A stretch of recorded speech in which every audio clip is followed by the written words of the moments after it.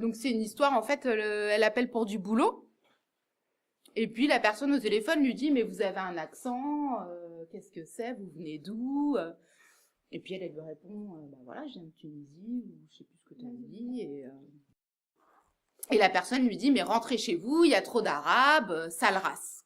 Voilà, donc un truc très fort. Et j'ai eu la personne là tout à l'heure au téléphone, et elle me disait, mais oui, et puis j'ai essayé de rappeler, et qu'est-ce qu'on peut faire? Je voulais porter plainte, mais mon mari me dit que non.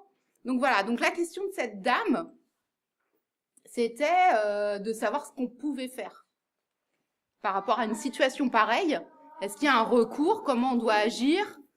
Est-ce qu'on doit rechercher la personne? Ça, elle travaille dans une institution assez connue, que je ne vais pas forcément nommer aujourd'hui là. Mais donc voilà, quel recours quand on appelle pour du boulot et qu'on a des réactions aussi racistes, brutales. Donc oui, ben en fait le racisme dans la loi française c'est un délit, donc il peut être puni effectivement par le tribunal. Encore faut-il prouver qu'on a subi un acte raciste, et dans le cas concret que vient d'expliquer Christelle, faudrait peut-être penser en amont d'enregistrer, peut-être aller voir, parce qu'on n'a pas de preuve du propos qui a été rapporté, peut-être aller voir une association et faire un testing, c'est-à-dire que l'association va demander à quelqu'un d'appeler avec un accent un peu similaire et aura préparé plus ou moins les choses, et qui ferait qu'on aurait un enregistrement et qu'on pourrait après rester en justice et aller pour prouver les choses. Mais le fait de ne pas se taire déjà, c'est déjà important. Je pense que c'est important qu'on sache qu'il y a ces propos qui existent, et en même temps c'est important aussi qu'on se mobilise pour pouvoir faire changer les choses. Parce que le racisme, c'est pire qu'un cancer, hein, cette espèce de crabe là qui nous bouffe, et qui parfois se retrouve, je dirais, même dans nos cercles les plus restreints. On parle de racisme, on parle de discrimination, on peut être discriminé aussi par rapport à sa taille, sa couleur de peau, son sexe, son orientation sexuelle, son accent, pas mal de choses. Donc en tout cas, on peut faire les choses dans ce pays, et depuis le mois de novembre 2016, il y a eu une affaire qui a été importante, qui a été celle du contrôle aux faciès, et qui a permis de faire entrer ce qu'on appelle dans la jurisprudence. C'est-à-dire, maintenant, avec cette affaire-là, comme le tribunal, la Cour de cassation a donné raison aux victimes, donc on a fait rentrer quelque chose qui est technique, mais que j'essaierai de vous expliquer très simplement, qui est l'aménagement de la plainte. Que signifie contrôle aux faciès? Le contrôle aux faciès, c'est quand vous faites contrôler, la loi prévoit, alors pour être plus clair et précis, la loi prévoit, dans ce qu'on appelle le Code de procédure pénale, et en particulier l'article 78.2 du Code de procédure pénale, l'encadrement et les contrôles d'identité. C'est-à-dire que si vous faites contrôler à cause de votre apparence, parce que vous portez un foulard, parce que vous êtes noir, parce que vous avez une apparence asiatique, ou parce que vous avez une apparence arabe, on appelle ça être contrôlé au faciès.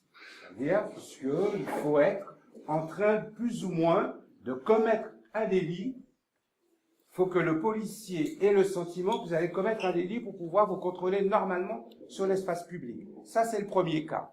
Le deuxième cas, c'est ce qu'on appelle les réquisitions du procureur. C'est-à-dire, bon, il y a un gars comme moi, avec des vanilles, qui aura agressé une dame dans la rue, et donc le procureur peut décider qu'il va décider d'un périmètre, d'un jour, d'un certain nombre d'heures, et donc là, toutes les personnes qui me ressemblent, qui ont des vanilles et qui sont noires, pourraient être contrôlées, ce qui est tout à fait normal et logique. Et donc c'est ça les deux possibilités selon la loi. Mais en vérité, dans le concret, les policiers contrôlent comme ils veulent, quand ils veulent. Et on voit certaines dérives, puisqu'il y a beaucoup de dames.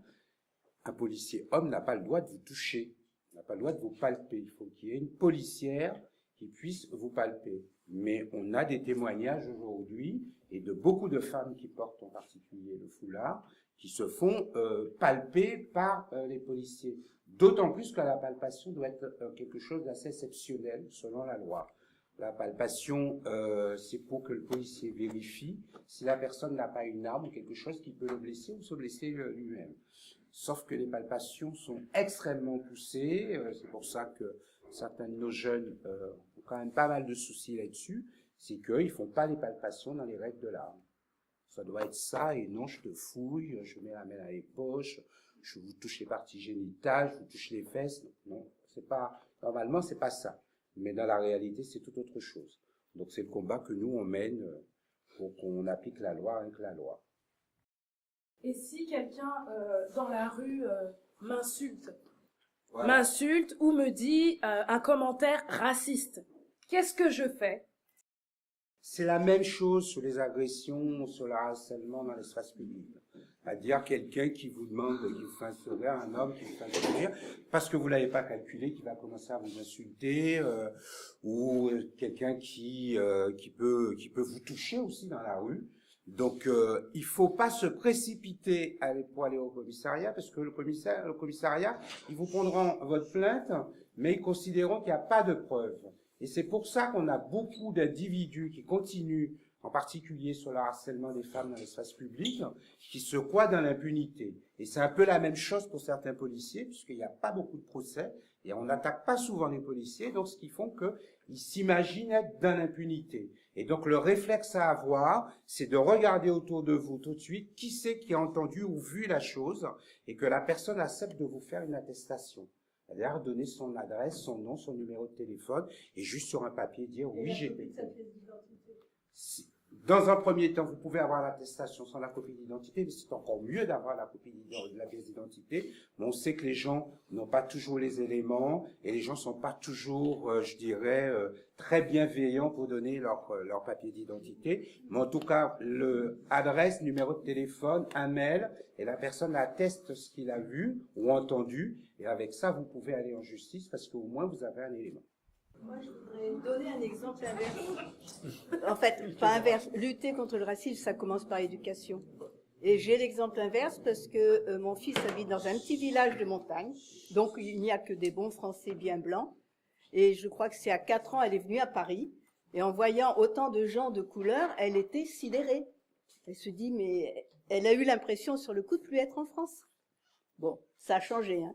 Mais au niveau de cet enfant qui n'avait jamais côtoyé d'autres ethnies, sur le coup, elle aurait pu devenir raciste.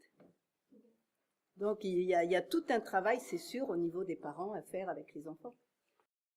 Je dirais, il y a effectivement le travail des parents à faire, mais il y a le travail de l'éducation nationale, il y a le travail de l'histoire, parce qu'il serait temps que la majorité, je dirais, des Français connaissent un peu l'histoire de ce pays qui a été un empire, qui a quand même, à un moment donné, colonisé une bonne partie de cette planète, et qui fait qu'aujourd'hui, en France, on est quand même la troisième, si je ne m'abuse, la troisième puissance maritime au monde, puisqu'on a encore pas mal, moi je viens des îles, donc vous voyez, donc on a connu chez nous aux îles les Portugais, les Anglais, les Espagnols, on a même été Suédois pendant 15 jours, donc c'est pour vous dire, donc on a été pas mal, et donc non, mais je pense qu'au niveau de l'histoire, oui, il faut qu'on apprenne cette histoire-là, il faut qu'on comprenne que la France, elle est multiple, elle n'est pas juste caucasienne. Il faut même rappeler que voilà. Il faut même rappeler que les morts sont arrivés jusqu'à Poitiers.